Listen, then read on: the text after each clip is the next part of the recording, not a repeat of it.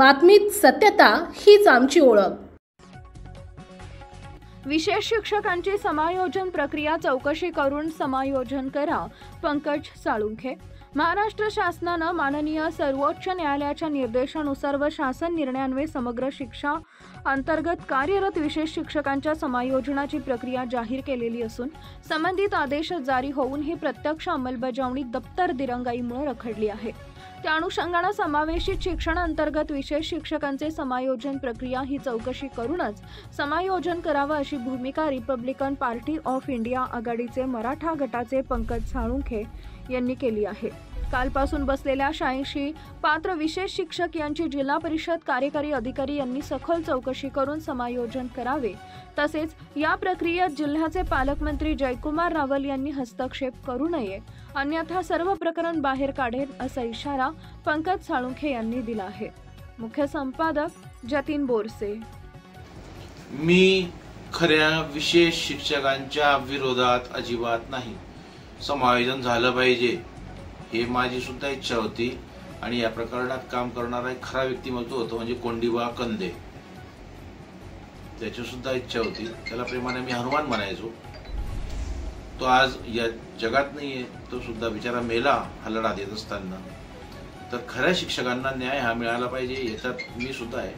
खोटेचे लोक आहेत, संदीप निकम सारखे, पंकज चौधरी सारखे, सुरेंद्र सूर्यवंशी सारखे, यांच्या चौकशा, अरे मी सांगतो माझ्याकडे पुरावे त्यांचे, माझ्याकडे आहेत सगळे। त्याच्यामुळं खऱ्या लोकांना न्याय द्या, खोट्या लोकांच्या विरोधात मी आहे, मी राहीन। आणि जर याच्यात कोणी जर जास्त मागे पुढे जर करून गलेलट्टपणा करण्याचा प्रयत्न केला तर याद राखा पंकज साळुंखेशी गाठ आहे। 1 ते 1.5 मिनिटात करा बोला। तुमच्या आईंना आज जाऊन 14 दिवस झालेले आहेत। म्हणतात की 1 दिवस बाहेर काढावं लागतं, आग्या जो असतो तो। मी माझ्या आईला अग्निमी दिल्या असल्या कारणामुळे मी बाहेर निघालो एका दिवसासाठी। परंतु ज्या आईचं ते 13वाचा कार्यक्रम होता त्या दिवशीच मला एका मी व्हिडिओ बघितला, त्या व्हिडिओमध्ये दिसलं की काही आंदोलन करणार आहेत विशेष शिक्षक वगैरे। तर त्याचा मी त्या गोष्टीसाठी मी सीओनची भेट घेतली काल, आणि सीओनची भेट घेतल्यानंतर सीओनना मी आठवण करून दिली की मी तुम्हाला दिनांक 5-8 तारखेलाच तुम्हाला मी हरकत घेतलेली आहे कायदेशीर। त्याच्या अगोदर 18/7लाच मी पत्र दिलेलं आहे। मान्य सर्वोच्च न्यायालयाचे कुठलेही आदेश नाहीत। माझ्याकडे 11,779 पानांचा बंच आहे साक्षांकित। त्याच्यामुळं तुम्ही कुठल्याही समायोजनाच्या प्रक्रियेत याचा भाग हस्तक्षेप करू नका, कायदेशीर मार्गाने जा। जर तुम्ही याच्यामध्ये चुकीच्या पद्धतीने यांचं समायोजन जर केलंच तर मला कोर्ट ऑफ कंटेम्प्ट करावं लागेल। त्याच पद्धतीने माननीय मुख्य कार्यकारी अधिकारी यांच्यावरती जिल्ह्याचे पालकमंत्री जे आहेत जयकुमार रावल हे दबाव टाकत आहेत। या पालकमंत्री महोदयांना मी मागच्या वेळेसच त्यांना सुद्धा मी वॉर्निंग दिली होती की भाऊ तुम्ही या प्रकरणात हस्तक्षेप करू नका। जर तुम्हाला या प्रकरणात हस्तक्षेप करायचंच असेल तर मग मलाही सगळे प्रकरणं बाहेर काढावं लागतील आणि मला तुम्ही तुमचे इतरत्र जवळच्या सहकार्यांसारखं तुम्ही समजू नका किंवा तुम्ही मला हलक्यात घेऊ नका, ही माझी तुम्हाला नम्रपणे विनंती आहे। मी तुमच्यावर प्रेम करतो, तर त्या प्रेमाचं फक्त तुम्ही मला मोबदला नका देऊ, परंतु तुम्ही काही करू सुद्धा नका। या असल्या प्रकरणांच्या किड्यांमध्ये तुम्ही किडे करू नका। एकनाथ शिंदेजी जे आहेत त्यांना सुद्धा माझी आग्रहाची विनंती आहे, तुम्ही उपमुख्यमंत्री आहात, खूप मोठे उपमुख्यमंत्री आहात तुम्ही, तर तुम्ही सुद्धा तुमच्या प्रशासनावर बनावट पद्धतीने त्या सर्वोच्च न्यायालयाचा जो खरा निकाल आहे तो निकाल तुम्ही सांगा। प्रशासनाला त्या निर्णय घ्यायला भाग पडा। कायद्याच्या बाहेर राहून तुम्ही जर काम कराल तर मग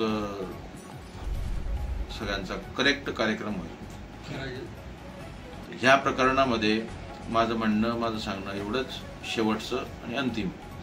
आज रोजी मला असं समजलं हे लोक कालच बसायला पाहिजे होते, कालचं यांनी सांगितलं होतं, परंतु आज जे लोक बसलेले आहेत 86 लोक, जे हे सगळे 86 लोकांची पहिले चौकशी करा। याच्यातला एकही जर खरा आढळला, याच्यातला तो संदीप निकम आहे ज्याने आज तिथं बाईट दिलेली आहे, मला समजलं माझ्या सोर्सेसच्या माध्यमातून। अरे सर्वात पहिले संदीप निकमची चौकशी करा। आजपर्यंत सगळं कलेक्शन जे केलेलं आहे सगळ्यांचं जे विशेष शिक्षकांकडून जे पैसे जमा केलेले आहेत, हा एजंट आहे, दलाल आहे, हा बडवा आहे. जबाबदारीने बोलतो मी. हा कलेक्टर आहे. कोणाचा? तर या दलाल लोकांचा. कोणाचा? तर पालकमंत्र्याचा. कोणाचा? तर मुख्य कार्याधिकाऱ्याचा. कोणाचा? तर प्राथमिक शिक्षणाधिकाऱ्यांचा. आता प्राथमिक शिक्षणाधिकारी जे आहेत त्यांची ऑलरेडी डिपार्टमेंटल चौकशी झालेली आहे. 2 दिवसापूर्वी ज्या नांद्रेबाई सापडल्या त्यांनी सुद्धा प्रेस नोटमध्ये त्यांचं नाव घेतलेलं आहे की मी कोणाच्या सांगण्यानुसार तर किरण कुवर यांच्या सांगण्यानुसार 10,000 रुपयांची लाच मी स्वीकारली. जर अशा प्रकाराचे जबाबदार अधिकारी जर बसलेले असतील एवढ्या संवेदनशील जिल्ह्यामध्ये, तर मग काय काम? त्याच्यामुळे माझं सांगणं एवढंच आहे की जे काही असेल ते कायद्याप्रमाणे करा. आणि आज जे बसलेले आहेत साखळी उपोषण वगैरे, पहिले यांची चौकशी करा. आपल्या परिसरातील महत्त्वाच्या बातम्या पाहण्यासाठी आजच आमच्या JBTV न्यूज चॅनलला YouTubeवर सबस्क्राईब करा आणि बेल आयकॉन प्रेस करा.